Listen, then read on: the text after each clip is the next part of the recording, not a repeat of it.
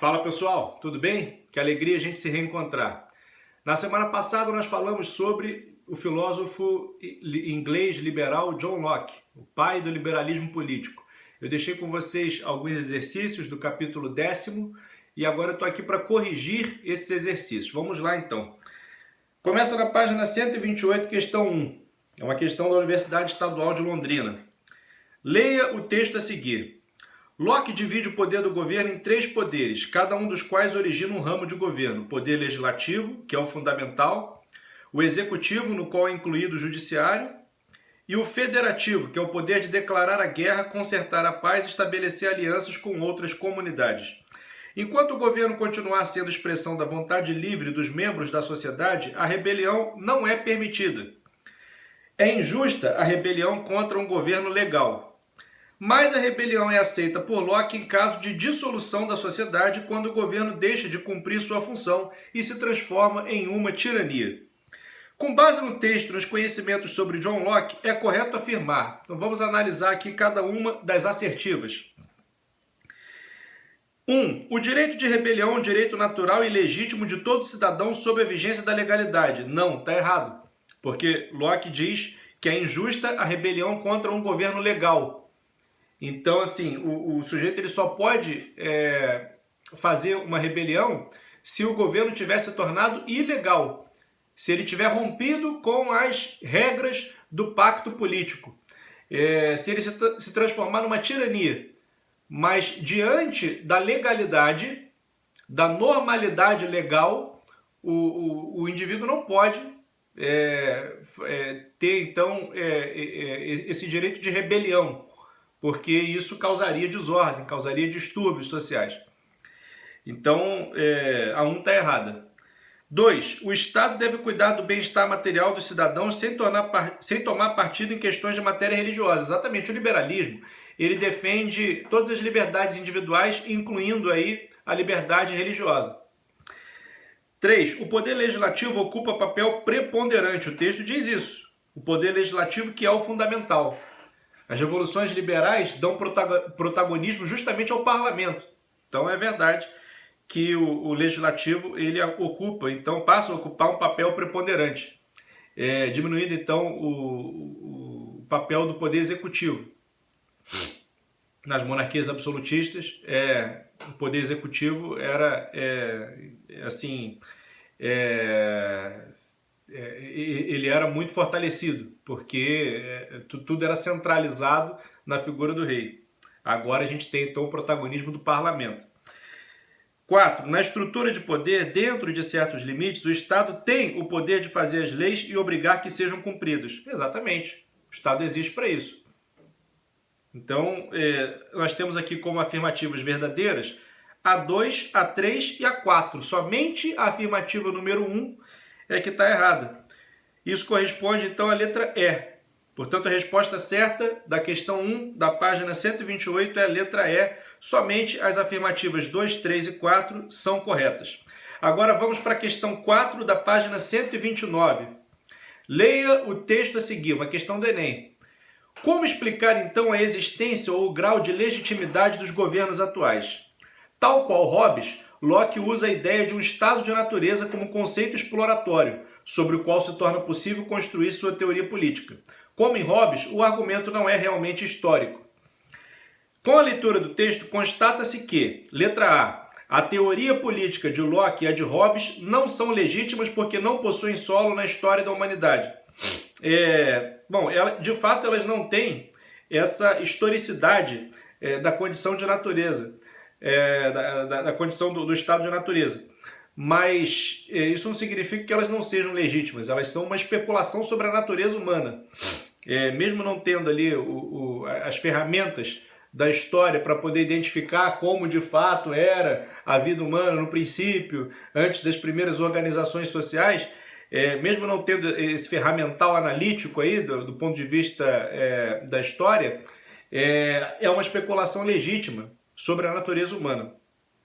Então, a não historicidade não quer dizer ilegitimidade da especulação filosófica. Então a letra A está errada. Letra B. A concepção de Estado em Locke é idêntica à de Hobbes. Não, porque Locke é liberal e Hobbes é absolutista.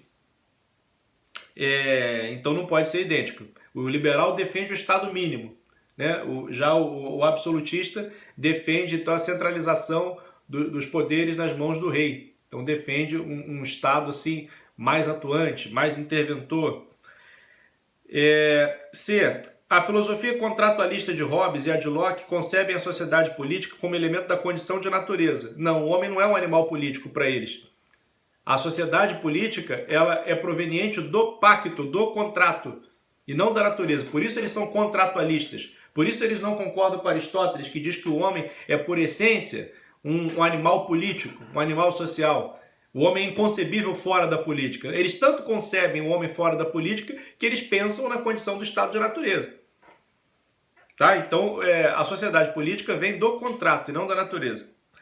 D. A concepção contratualista de sociedade política é comum não apenas a Hobbes e Locke, mas a todos os filósofos. Não é verdade. Acabei de citar um aqui que não era contratualista, que é Aristóteles. Letra E. A noção de estado de natureza é ponto de partida da teoria política de filósofos contratualistas como Hobbes e Locke. Perfeito. Embora eles divirjam sobre o estado de natureza. Como seria esse estado de natureza? Hobbes pensa naquela famosa guerra de todos contra todos. Locke fala que não é bem assim, não é exatamente uma guerra de todos contra todos, mas é uma guerra somente de alguns, os maus, contra os bons. Os maus são aqueles que não respeitam os direitos naturais, os bons são aqueles que respeitam os direitos naturais. Então, são concepções diferentes sobre o estado de natureza, mas ambos falam sobre o estado de natureza. Ambos dizem que a condição natural do homem era apolítica. O homem não vivia numa sociedade política, o homem não nasceu um animal político, mas na sua condição natural ele era apolítico. Então, eles concordam em relação a isso. Portanto, é a letra E, tá? Questão 4, letra E. Agora vamos ver aqui na página 130, questão 1, Universidade Federal de Uberlândia. Leia o texto a seguir. O estado de guerra é um estado de inimizade e destruição. Nisto temos a clara diferença entre o estado de natureza e o estado de guerra, muito embora certas pessoas os tenham confundido, eles estão tão distantes um do outro. Aqui ele está citando indiretamente Hobbes, dizendo que Hobbes confundiu o estado de natureza com o estado de guerra, como se o estado de natureza fosse necessariamente o estado de guerra. Não é verdade isso para o Locke. Após a leitura, assinale a alternativa correta. A. Para Locke, o estado de natureza é um estado de destruição, inimizade e, enfim, uma guerra de todos os homens contra todos os homens. Não, isso é para Hobbes, não para Locke. B. Segundo Locke, o estado de natureza se confunde com o estado de guerra. Não, são duas coisas diferentes. O estado de natureza não é necessariamente um estado de guerra, para Locke.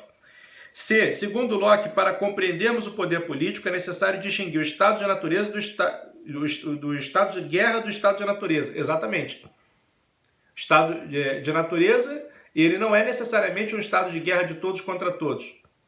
Porque existe um direito natural. O problema é que alguns não respeitam esse direito natural. Então é necessária a instituição do Estado, como aparelho burocrático, para poder salvaguardar aqueles direitos naturais que, sem um juiz eleito pelas partes, esses direitos então ficam ameaçados. Ameaçados por causa da ação de alguns malfeitores, mas não de todos. Não se trata assim do homem-lobo, do próprio homem, uma guerra de todos contra todos. Esse pessimismo em relação à natureza humana que o Thomas Hobbes possui, o Locke não possui. Então é certo aqui a letra C. Letra D. Uma das semelhanças entre Locke e Hobbes está no fato de ambos utilizarem o conceito de estado de natureza exatamente com o mesmo significado. Não, eles divergem sobre o estado de natureza. Afirmam que existia um estado de natureza, mas as condições desse estado de natureza são diferentes na filosofia de ambos. Então só pode ser letra C. Agora vamos para a última questão, questão 2. Leia o texto a seguir. O filósofo inglês John Locke é um dos fundadores da concepção liberal da vida política. Em sua defesa da liberdade como atributo que o homem possui desde que nasce, ele diz: para compreender corretamente o que é o poder político e derivá-lo a partir de sua origem, devemos considerar qual é a condição em que todos os homens se encontram segundo a natureza. E esta condição é de completa liberdade para poder decidir suas ações e dispor de seus bens e pessoas do modo que quiserem, respeitados os limites das leis naturais, sem precisar solicitar permissão ou de depender da vontade de qualquer outro ser humano.